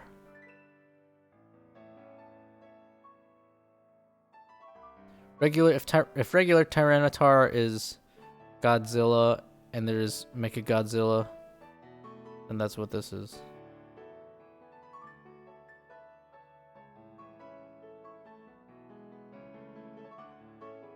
Even if I were to go with the rule of Tyranitar being the third evolution and then I have a gun and having this be equal to that, I would not win. No. One shot wouldn't do anything to this thing.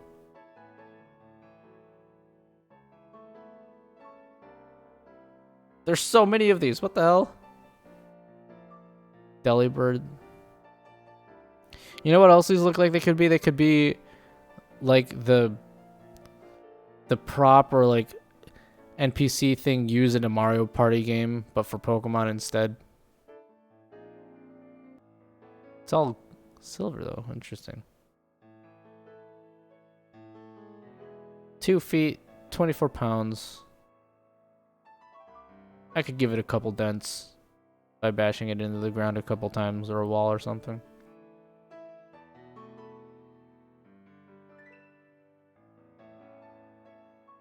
Iron Valiant. Oh, Gallade. Whoa, this looks like a Sonic villain.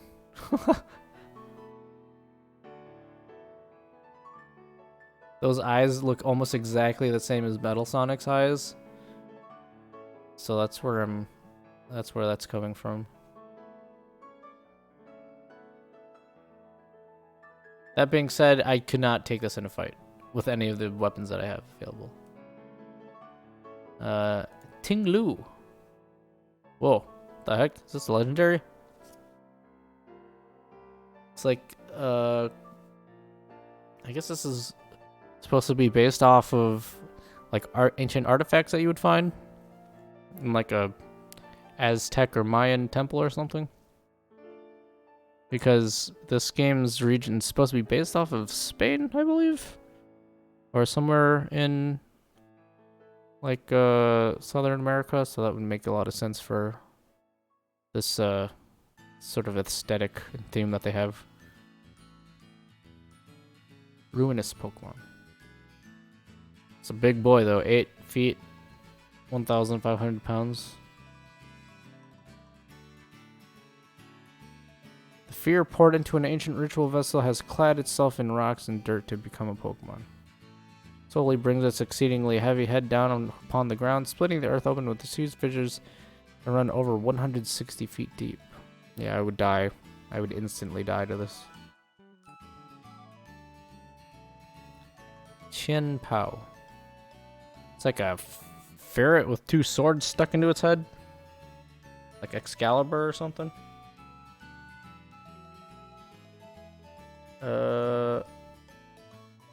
It is 6 feet tall. So that's also very damn big. And 300 pounds. I would say I would lose to this.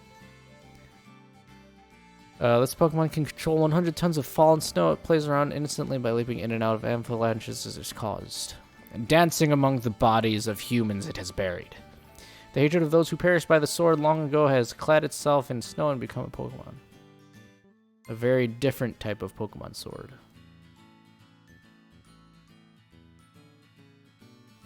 Wochian. It's a big old slug. Are these its eyes? Or does it have a face that's covered? Can't really tell. Dark and grass. So is this the legendary trio for this game? I'm gonna assume. They're all ruinous Pokemon. 4 feet tall, 163 pounds. Well, if it is a slug, I feel like I could beat it eventually, although it might take a long time since this thing was kind of a unit. The grudge of a person punished for writing the king's evil deeds upon wooden tablets has clad itself in dead leaves to become Pokemon. Drains the life force from vegetation, causing nearby forests to instantly wither and fields turn barren. Oh, I guess there's more than 3. Chiyu. It's like a beta fish. Also a ruinous Pokemon. Dark Fire. However, it is only 1 foot tall and 10 pounds. So I should be able to smash this thing. It controls flames burning at over 5,400 degrees Fahrenheit. Casually swims through the sea of lava it creates by melting rock and sand. Well, if its body is naturally emitting those temperatures, then I don't think I could touch it, so I would lose. The envy accumulated within curved beads that spark multiple conflicts is clad itself in fire and become Pokemon. Oh, so each of these Pokemon are kind of based off of, like, aspects of human emotions and how they would bring about the downfall of society. Interesting. And here we go with all the legendaries. The box legendaries. Koraidon. I like this guy. If I did buy a Pokemon, if I did buy one of the new Pokemons, I would go with Scarlet. I think this guy looks cooler than the future one. Plus you have the hot lady professor. 8 feet tall, 668 pounds.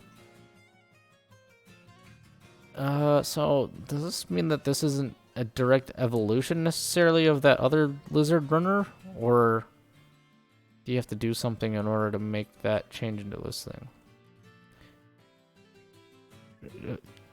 I'll look that up later, but going off of my hunch, I'm going to consider this a level 2 evolution.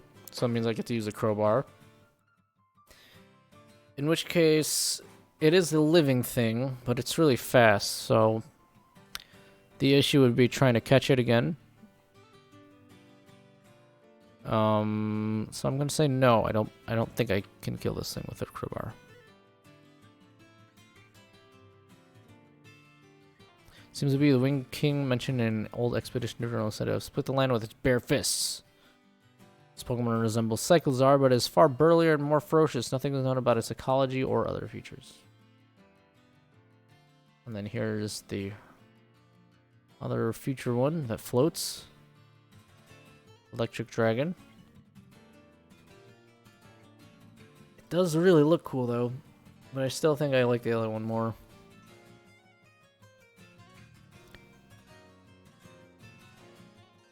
This one is bigger at 11 feet and 529 pounds. Following the same logic with the crowbar that I have, still gonna say I don't win that fight. Much remains unknown about this creature. It resembles Cyclizar, but it's more ruthless and powerful.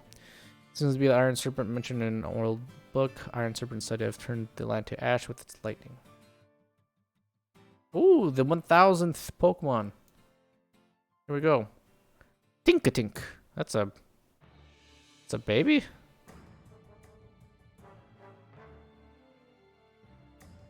Metalsmith. Oh, this name is better too. Forgerette. I think this name is better than Tinkatink. Fairy Steel. I guess this would be the mythic, right? Like in the same tier as Mew, Celebi, Jirachi, etc. Victini, Manaphy. But it is Steel type. So I don't know if I'd actually do any damage to it with my bare hands. But maybe if I smash it into the ground a couple of times, it would break. Oh, triple evolution. Whoa, okay. It swings its handmade hammer around to protect itself, but the hammer is often stolen by Pokemon that eat metal. That's kind of sad. This Pokemon pounds iron scraps together to make a hammer. It will make the hammer again and again until it's satisfied with the result. Okay, let's see what the next one is. Tinkatuff. Oh, now he's pissed. You motherfuckers took his hammer, and now he's angry. And he has fingers.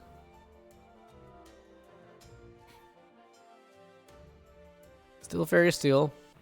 Now it's 2 feet and 130 pounds. I think a crowbar would definitely start to do damage to it still, so I'm gonna say that I win. Kind of looks like it's made out of Play-Doh, though.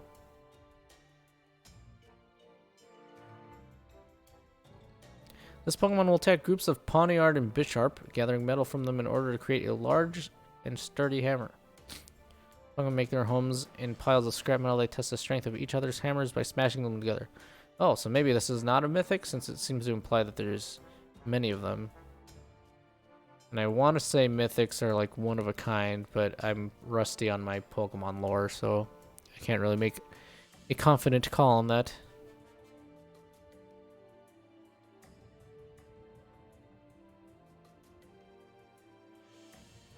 Tinkaton. Oh, he's got a band hammer now.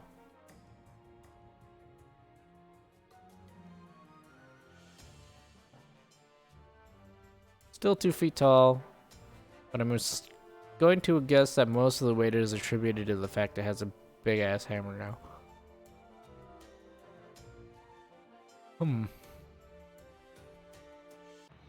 Would I beat it with a gun? Maybe. Depends on how easily this thing would be affected by a bullet.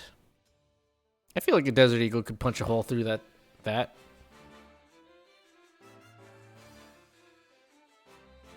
This also looks like it could be a Kirby character. This intelligent Pokemon has a very daring disposition and knocks rocks into the sky with this hammer, aiming for a flying Corviknight. This Pokemon seems like it's an asshole. I mean, I get that you got your hammer taken away from you when you were your first stage, but Jesus, man. The hammer tops 220 pounds, yet it gets swung around easily by Tinkaton as it steals whatever it pleases and carries its plunder back home. It should be called the revenge Pokemon. Charcadet. Is this the mythic Pokemon? There's no difference between its shiny, really, other than the color of its eyes. I feel like that would be really easy to accidentally miss unless you're consciously aware of its color palette here. 2 feet tall. This thing is 23 pounds. I think I could beat it with my bare hands.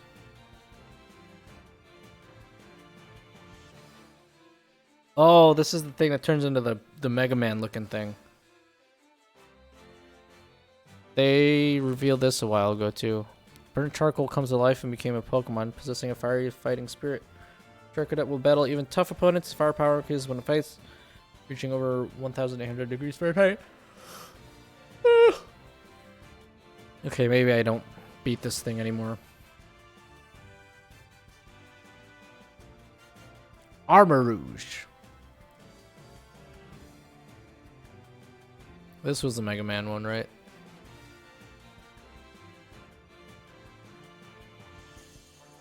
Four feet tall, 187 pounds. It's like fighting a person. But it has the durability of a Pokemon, although I do have a crowbar. I think with the crowbar in hand, I could in fact destroy this thing. It would be a hard-fought battle, but I think I could do it. And then we'll go to the next version of it. Yeah, okay. Let's see what it says for its flavor text. Armor Rouge evolved through the use of a set of armor that belonged to a distinguished warrior. This Pokemon is incredibly loyal. This Pokemon clads itself in an armor that has been fortified by psychic and fire energy and shoots blazing fireballs. Also known as Mega Man. Pokemon OC, do not steal. Okay, and here's Ceruledge. Like Cerulean Edge, I got you. 5 feet tall, but it's lighter. But it has sword hands, which is a very scary prospect when trying to fight somebody in a one-on-one.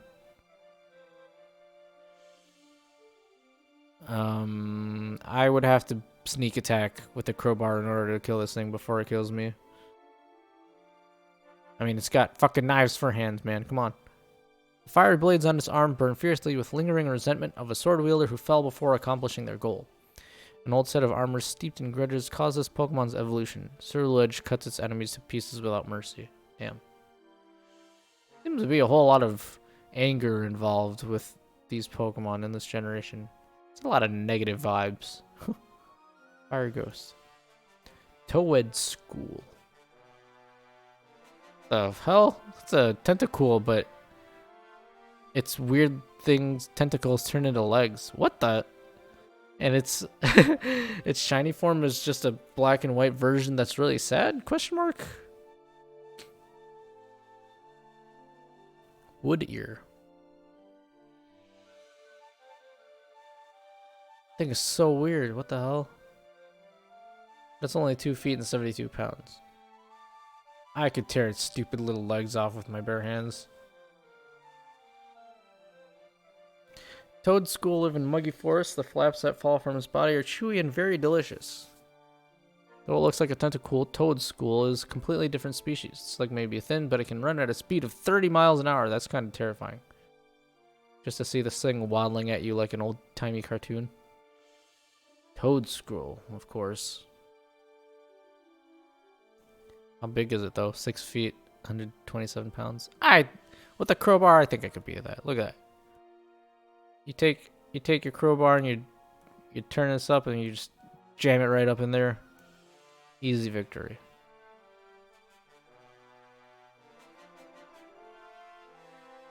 I like its shiny form though. Shiny form is very vibrant coloring.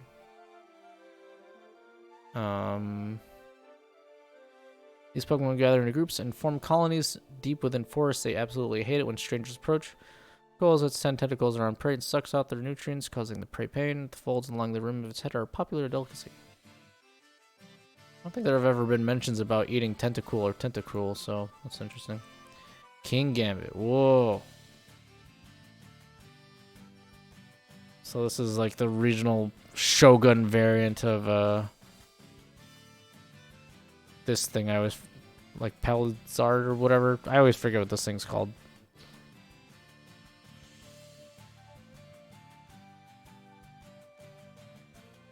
Big blade, 6 feet tall, 264. If I counted this as a third evolution with a gun, I think I still lose. And if this is just a base, oh no, here you go.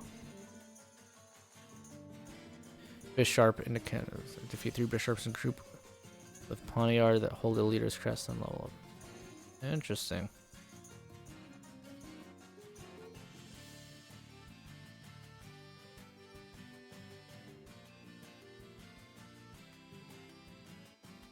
Huh. Only a Bisharp that stands above all others in its vast army can evolve into King Gambit. Though it commands a massive army in battle, is not skilled at devising complex strategies. It uses brute strength to keep pushing. Yeah, so if this is the third evolution, since it's just made out of steel with a gun, I don't know. You think a Desert Eagle could punch through this thing? If it could, and I land that one shot since it doesn't have a whole lot of body area. Ah, but it's like 6 feet tall. It's just like a dude. It's just a dude made out of metal. I don't know. Maybe the Desert Eagle can punch through. Clodsire. Oh, this is the evolution of the new Wooper, I guess. Another derpy face. I kind of love this thing. It's like this one looks much more like a salamander than Quagsire does.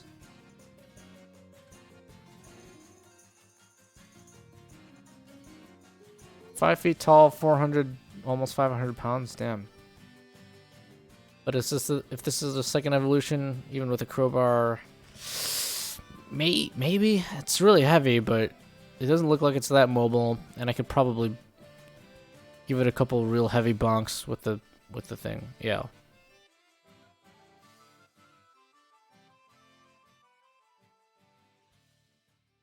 When attacked, this Pokemon will retaliate by sticking thick spines out from its body. Whoa. I wonder if it comes like out of the top of his head there? Lives at the bottom of ponds and swamps and will carry Wooper on its back and ferry them across water from one shore to the other.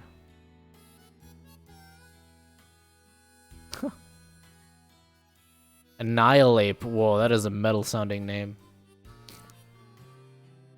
It's like Super Saiyan blue, almost primate, but also Ultra Instinct.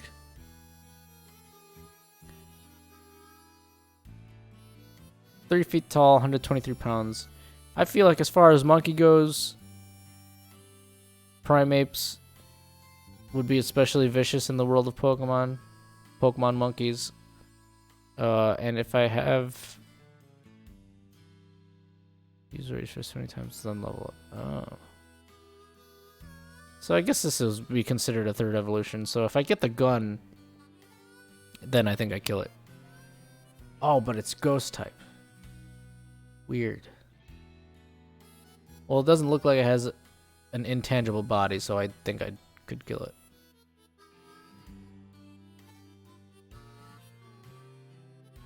Oh, and that's it. How come they didn't have an entry for the Wooper?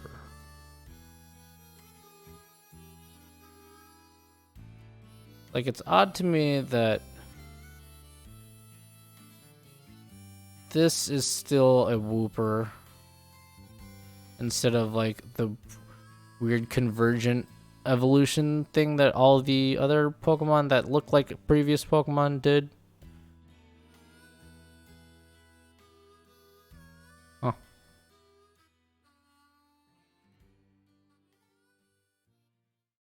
Yeah, this one's just like Paldean and Wooper instead of like the Paldean Hariyama or Paldean Wooper.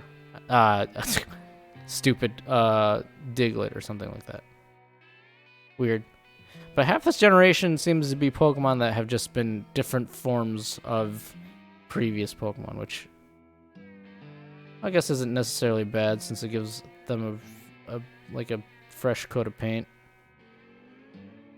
But overall, I think this generation's alright. There were a couple of things in there that I did really like. Namely, the derpy faces that so many of these Pokemon have, and Oonga Boonga Jigglypuff, which is my favorite now. But yeah, I'm happy I went through that. Oh, how about if I could win fisticuffs against the NPCs in this game?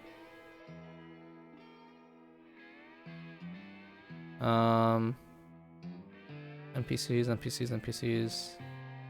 Spoiler warning again, although I'm sure if you're watching this all the way at this point, you've already been there. Gyms. Let's see what the gym leaders look like.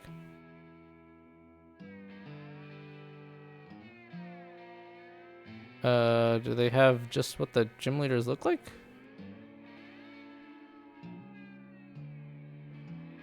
I think I can beat her in a fight. I think I could beat this guy in a fight. I think I could beat her in a fight. This guy looks huge. I do not think I could beat him in a fight. This guy looks like the guy from Ultimate Muscle. What the heck?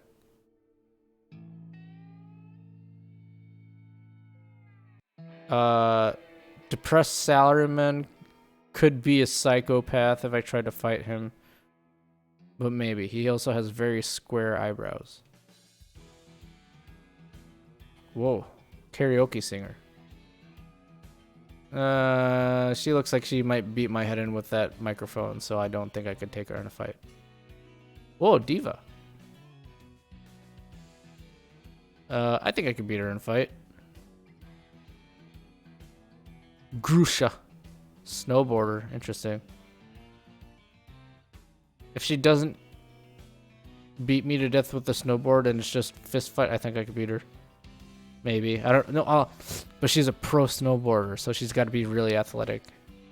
I'm also athletic, but not pro athlete level, so she might beat my ass. Let's see what else. Elite Four? Elite Four designs hopefully are cool. Rika. This guy looks like a Chad.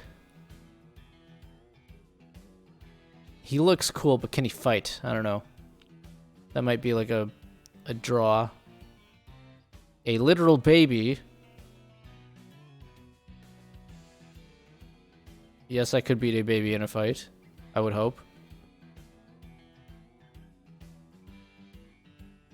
What the heck? Is this a new Pokemon?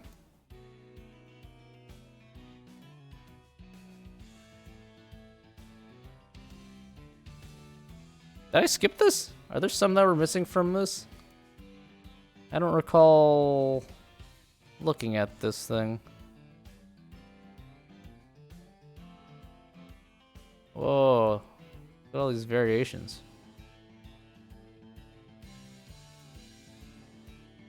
If we're going back to the fighting rule, it's only 2 feet tall. Yeah, I could destroy this thing.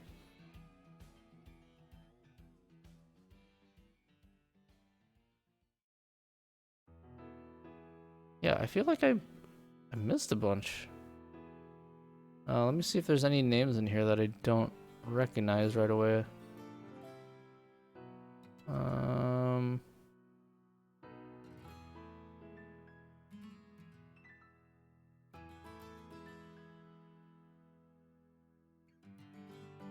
Maybe this one is an old Pokemon that I just don't recognize.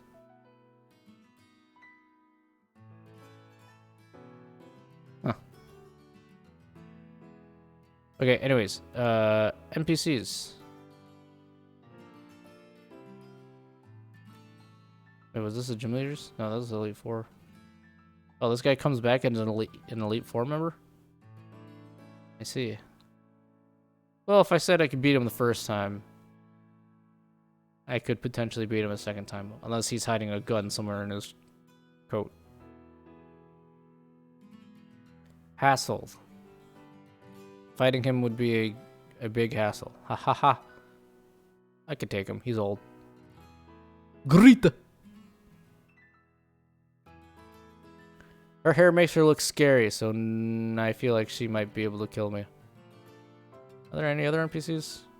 Like your rival? Let's see.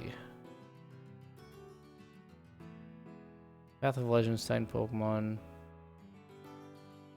Okay, I'm just gonna click all these and see if there are characters that come up. Oh, that one didn't show up. Ah, these are the Titan Pokemon. Whoa. Oh, that's his hands. I like the idea and the thought of regular ass human arms coming out of it instead.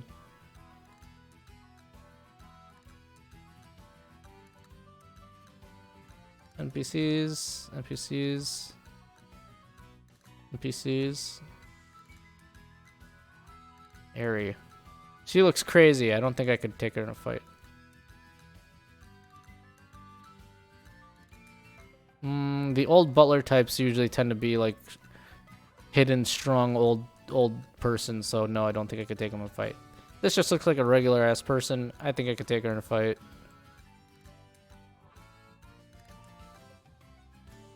Rematches. I guess there's no real database of the NPCs compiled yet. Oh, and I guess she's your rival. Cute design. I like her. But I think I could take her in a fight.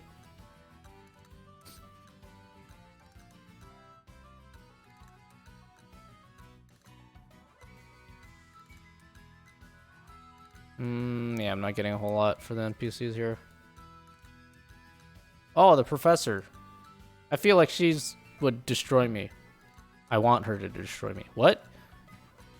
This guy is like the Giga Chad. And if he's actually as ripped as the icon that we all know and love on the internet, then he would probably cave my head in. Professor looks like a nerd. I could probably take him in a fight. This guy also looks like a nerd. I could probably beat him in a fight. I guess that's it. Alright, well, if you're watching this in the past or the future, thank you for watching. That will probably be it for me. I'm gonna go now. Have a good rest of your night. Goodbye.